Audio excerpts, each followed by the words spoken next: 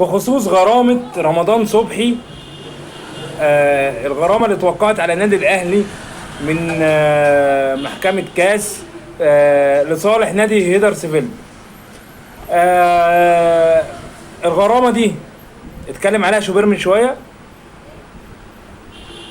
قال لك الأهلي سدد 300 ألف دولار، 300 ألف جنيه استرليني، و20 ألف فوايد، و30 ألف مش عارف غرامة ايه كده. ها، واصبح الامر منتهي في القصه دي. لكن صفحات الزمالك مصرين ان الاهلي هيتوقف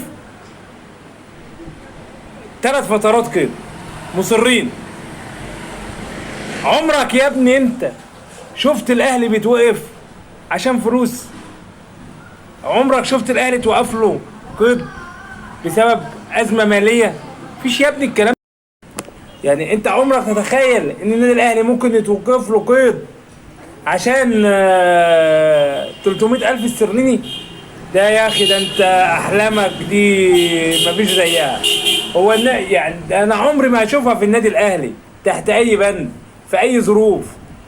الكلام ده تشوفه عندك انت يا حبيبي، تشوفه عندك انت اللي بتنصب على اللعيبه، يلي الفيفا بجلاله قدره مطلع بيان بسبب ان اللعيبه ما تتعاقدش مع انديه مصريه بسببك انت والنادي الموزع اللي اسمه اسماعيلي.